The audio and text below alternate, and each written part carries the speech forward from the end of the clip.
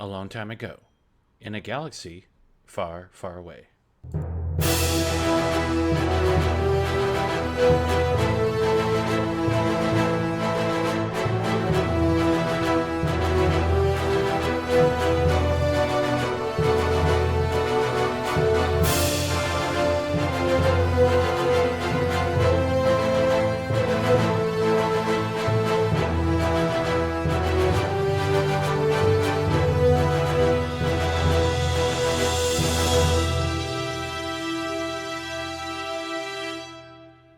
Hey everybody, thank you so much for listening to another edition of For Light and Dice. We really appreciate everybody checking us out, subscribing to our podcast. Also really appreciate the feedback we've been getting. It's been a lot of fun doing this project and can't wait for you to hear more. This episode represents the very end of our last game session. Thus, it is the end of episode 3 of this 4-episode arc. We touch base yet again with our heroes. Half of them are in an elevator, having just saved, in quotes, Elzar Mann, Jedi Knight. The space station is now in the control of the Squonk, or at least the Squonk's computer system, and everybody is pretty much in danger. What else is new? Let's see what happens next. Well, if we can alert people, no one will have to die. Everybody can get off this space station safely before anything bad happens. How long do we have before the gravitational pull gets us? I don't know. Cool. Aren't Cool. you helpful, Mr. Man? He is helpful. Question, So DM. helpful. Mm-hmm. Question. If once they leave the elevator, would they be closer to the Republic Longbeam, or would they be closer to the Squonk and the 2000? Closer to the Squonk. Okay. Sorry. Go ahead, Zero. Okay. Yeah, no, so before going to try to talk to the Squonk, I would like to not patch 1 and 2's feed into the comms, but into the ship comms, so that I can hear them while away from the computer. Do I need to roll for that? Or... Nope, you can just do that pretty easy peasy. All right, so I patch their feed into the speakers of the freighter and the Squonk, and head to the room. What was the room we were in when we interfaced with the Squonk and went into the Sith Tron space? Yeah, that was the engine room. That's in the engine room. Yeah, I'll go to the engine room then. Okay. You can hear over the speakers 1 and 2 reach the alarm beam, and you hear like a tapping noise from them knocking on the front entrance, and a sound opens up, and number 2 says, "Hello. We're here to tell you all about the Maker." No! Droid evangelists? This still somehow went better than I thought it was going to. Okay, so what do you tell the Squonk computer, Zero? I guess I plug into it. And wisdom saving throw, yeah. please.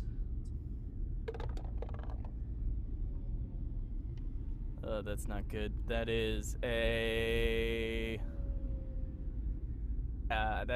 8.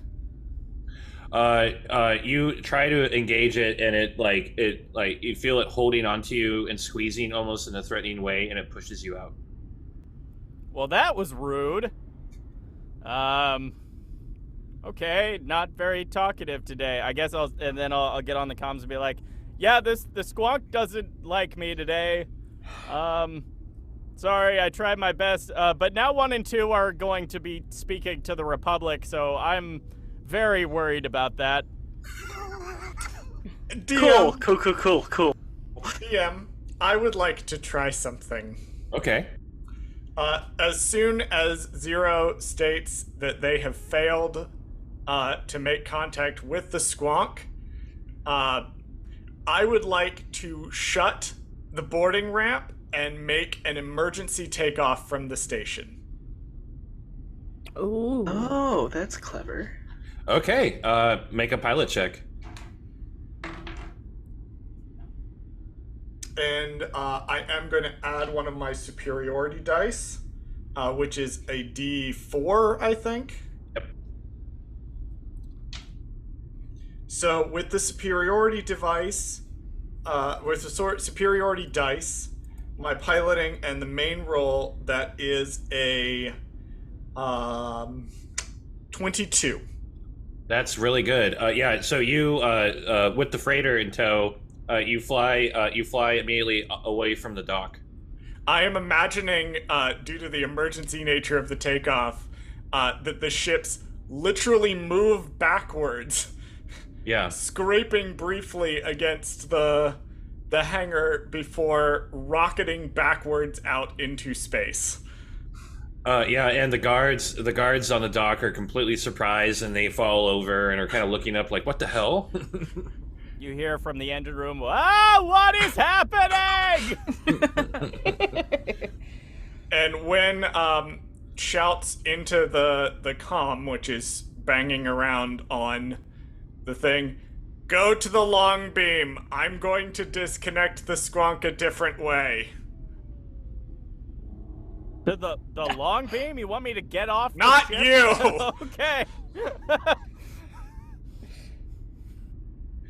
Okay.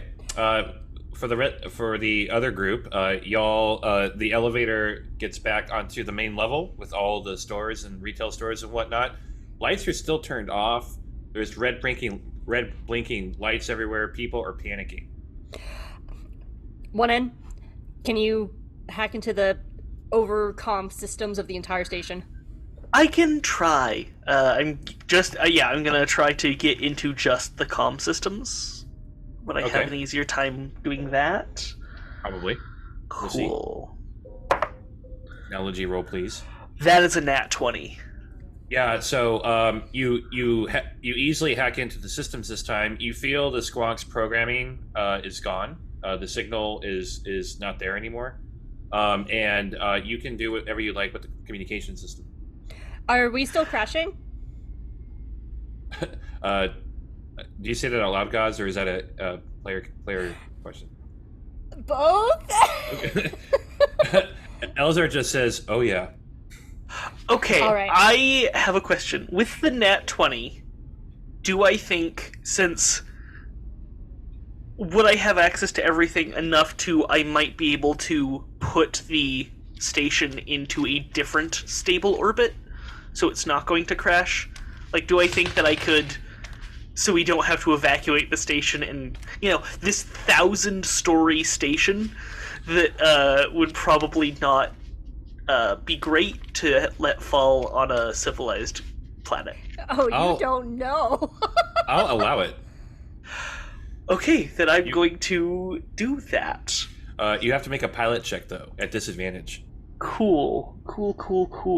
I'm just going to read my character sheet just to see if I have any way to bonus it. Take your time. While you're reading it, can I ask a question?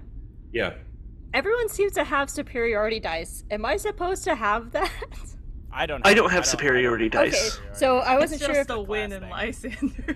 Okay, I wasn't sure if it was like a thing we all were supposed to have, or... No, I think it's a class feature. Check your... Yeah, we have because for the viewers at home, Lysander and Wynn are actually the same class. Now, they're going to subclass in different directions, but they both have academic superiority, which is what allows them to do the superiority dice.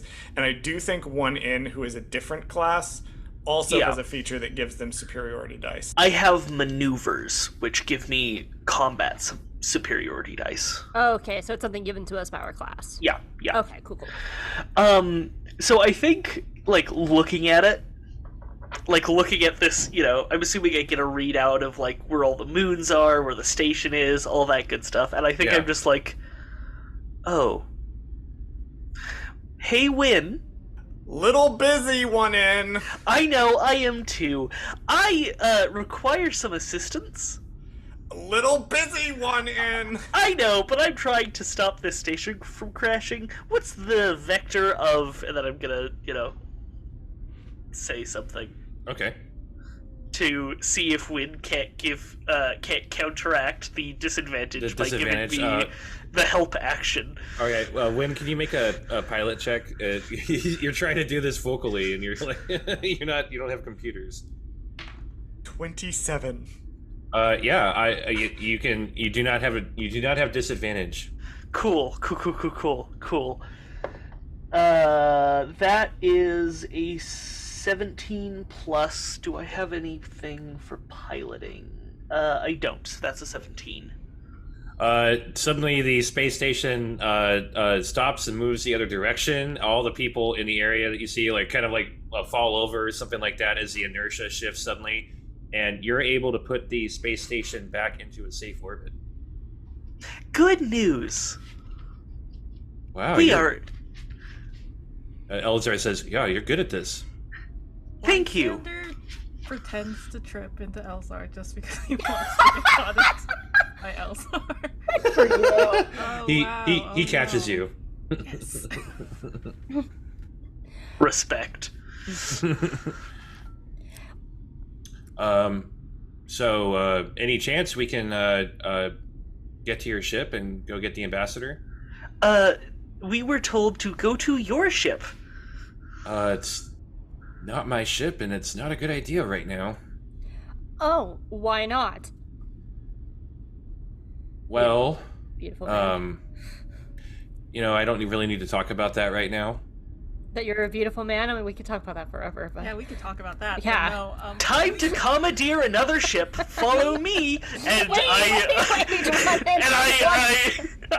I go down to the docks, lugging the administrator of this station behind me.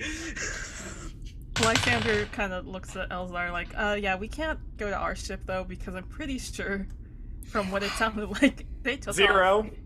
Zero. How's your piloting? It's okay. Like, on a scale of 1 to 20, I have a 1, but And 0 is on the one in 2000, right? No, I'm in the engine room You're in the engine room? on the Squonk. Okay. No. Here, if I steal a ship, we can get the Jedi to pay for it, and then we can add another ship to our We're not fleet. adding a Our ship fleet. to our fleet. The only thing we're going to do is take these bumper stickers, and Gauze reaches over and just picks out 5 bumper stickers and puts them in her pocket. Why are Okay. we stealing in front of the Jedi? Yeah, Elzar sighs and throws some credits onto the rack. I was about to pay. I'm Yeah, sorry, yeah, Zero. sure. I'm sorry, Zero, but this is the best plan I have. You need to go to the 2000 and tell me when you're on board. Okay. Headed that way. And I go that way. And over the speakers, you hear one saying to whomever he's talking to right now. Yeah, so this ambassador lady has been kidnapped and taken to Yag'Dhul, and somebody tried to kill us, and there's a Jedi. And whoever they're talking to says, "What?" I was about to say, can I do a perception check on Elzar and ask him a question? Sure. So Gauze kind of takes a look at him and looks him up and down and goes, "So why exactly you, a person who works for the Republic, can't go on a Republic long beam?" Well, no, I can. I just don't think it's a good idea right now. Why? Mistakes were made. Go on. Well, we've all been there. Yeah, it's really, to be honest with you, it's really personal, and I'm really good friends with the ambassador, let's just say. Cool. If you want our help saving the ambassador, I'm gonna need some straight answers before I stick my little feathery neck out for you, you tall, handsome, lightsaber man. Okay, that's fair, I guess. So, I'm supposed to be protecting the ambassador. We had a mission to meet with the Council of the Givin to discuss or begin discussing the possibility of Yag'Dhul joining the Republic. I had a lot to drink one night, and I was with her. You benoist, cool. Yeah, so there was a bit of a misunderstanding after we had drinks, and she got really angry with me. And her father is on the Long Beam. He's technically in charge of the mission, and yeah, that's all I'm going to say now. I would really like to get his daughter back. I'm sure you would. I guess what's in it for us? Well, absolutely nothing. Cool. Wow. We get the satisfaction of helping an innocent person who's been captured wrongfully. Hey, so also, friendly reminder, I am currently on board the ship that we just forcibly ejected from the station system. So just throwing this out there, and their voice sounds like they're straining as they're trying to keep some vague control of the Squonk. Just throwing this out there, maybe a Jedi would be super criffing helpful in dealing with that particular situation at this given. Zero, are you on board the 2000 yet? Yup.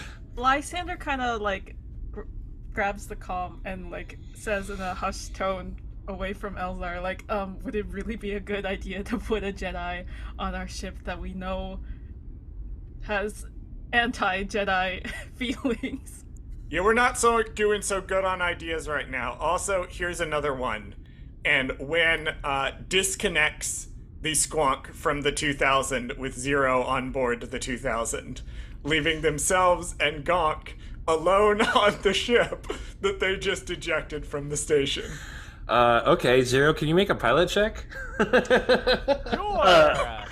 IA1N picks up the microphone. If you scratch the paint on my ship, I will not be pleased. That's Yeah, a very so- scary droid. I like to think Thank you. that Zero walked into the cockpit like right as Wynn said that, and they disconnect, and Zero like falls into the pilot chair. Nice. And so yeah, my pilot check was a 10. That's enough to get control of the ship and then get it closer back to the docks if you want. Okay, so yeah, once I like get stable over the comms, I'm like, okay, Wynn, I am in control. What the hell do I do now? You gotta get back to the station and pick the others up so that you can let one in pilot the ship. I am going to try to get the Squonk to calm down. Good luck with that. Use gentle words. I don't have gentle words. Well, learn some. Try threatening it. Tell the Squonk that if it does anything out of line, it won't be able to complete its mission. That's a good idea. For now, I'm gonna try to keep it from getting back onto the station. Alright. Mr. Jedi, I'll tell you what. We will help you save your little Republic friend under two conditions.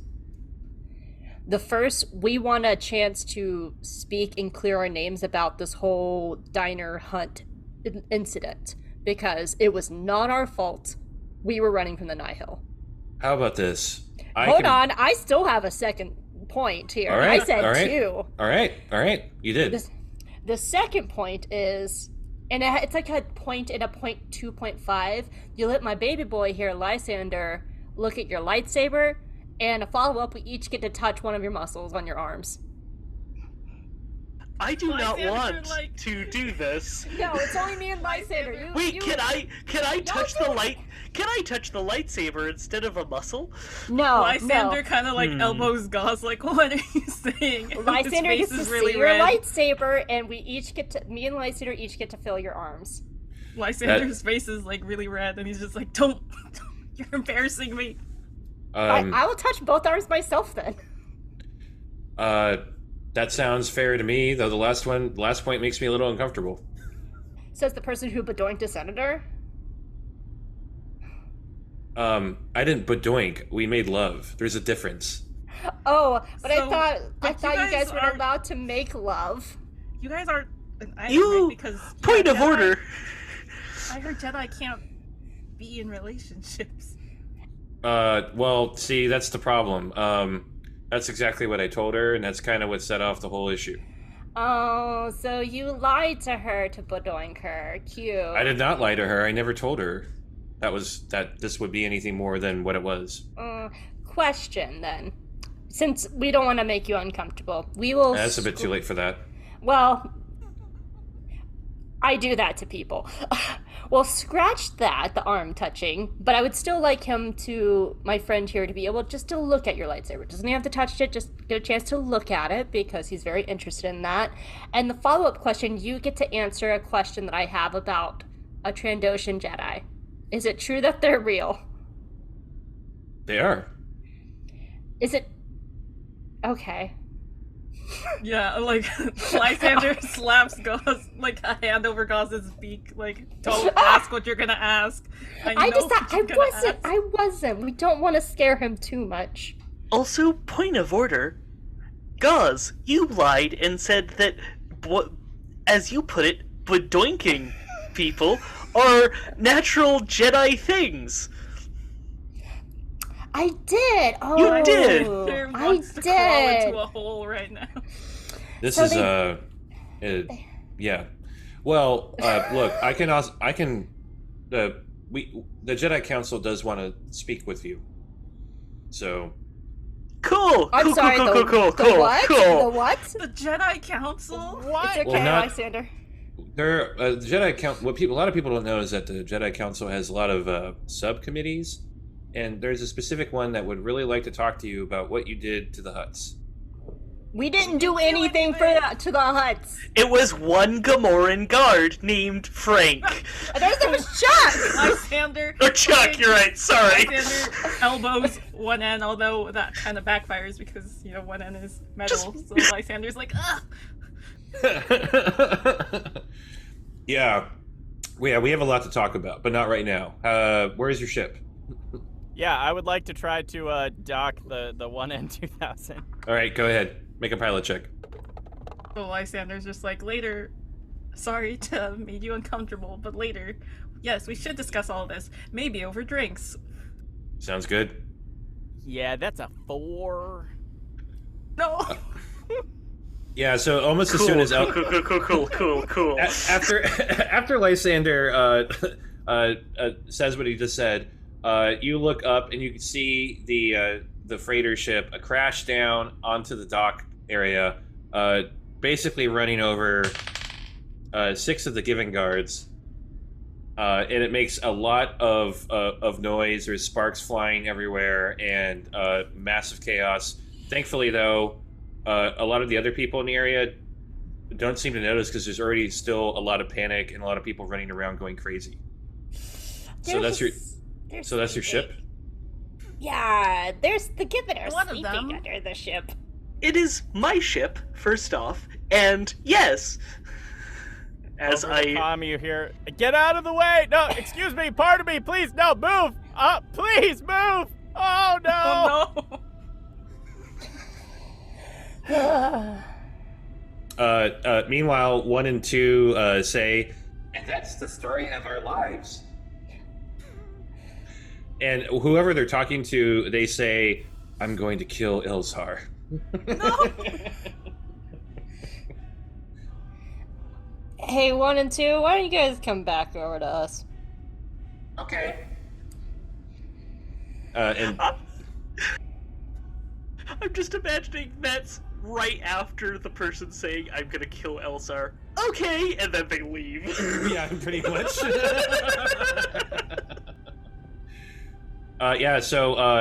the freighter ship is now on top of the dock, and the rest of the group gets back to that ship.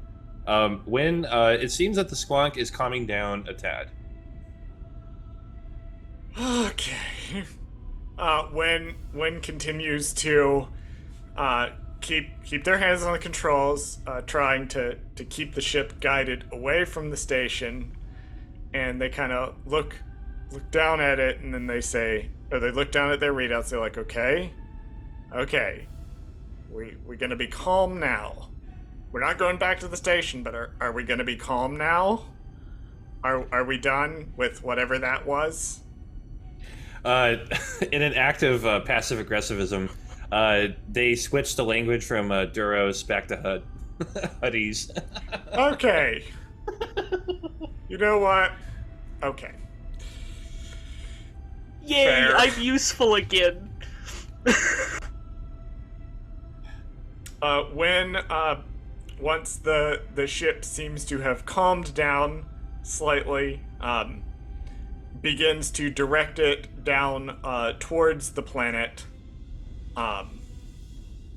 towards the direction of the capital city, whose name I forgot. All right, cool. And everybody else, I assume, boards the freighter. Yes. Cool. As soon as I get on board, I'm finding the rope that I would 100%, like, I just know is somewhere on the freighter, and I make sure that Administrator Aslan is secured. All right. And he is.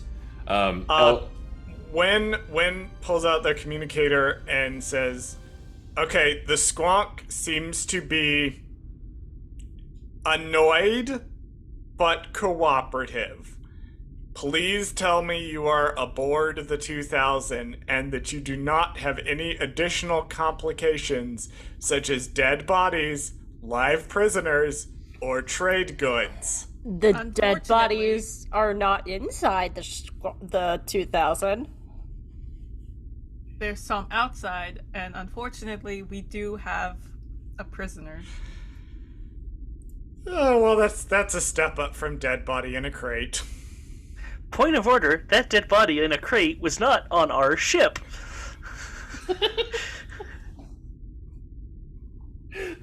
God. Elzar just nods a little bit to himself, and he looks around, and he just says, I have a really bad feeling about this. What a coincidence, so do I.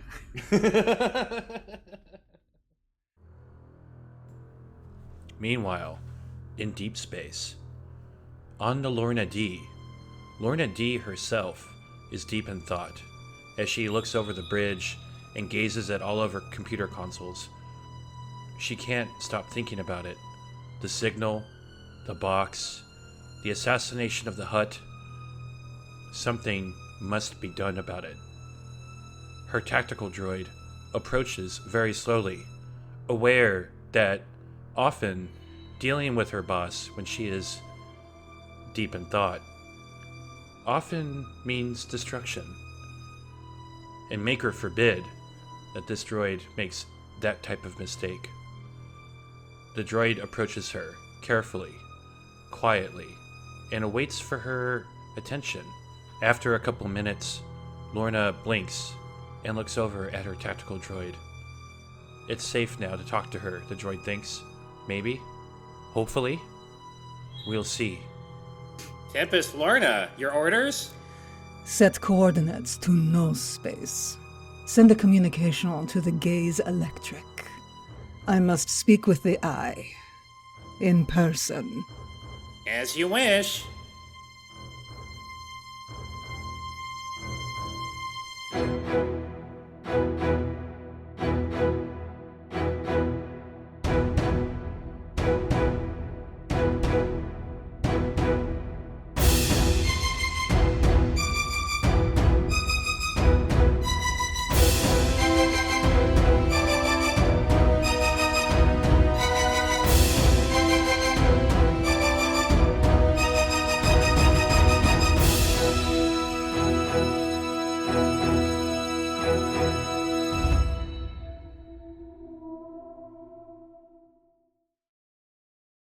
Well, everybody, that's the show for this week, and it's also the end of episode 3. So next week will be the beginning of episode 4, and also the beginning of the end of this arc. Will our heroes finally make it to Yag'Dhul? And when they finally do get there, if they get there, what's going to happen? Find out next week. Thank y'all so much for taking the time to listen to this show. If you haven't already, please subscribe to this podcast, leave a review, and tell your friends about us. We would certainly love more listeners, especially fans of Star Wars The High Republic. Just a quick reminder, the music in this episode and all of our other episodes is produced by Grushkov. They have created a ton of really amazing music inspired by the High Republic books. Definitely recommend checking them out. You can find their music pretty much on any streaming platform, or you can just purchase their music outright. If you want to hang out with us between episodes, we're currently still just on Twitter @ForLightandDice. And other than that, y'all, may the Force be with you.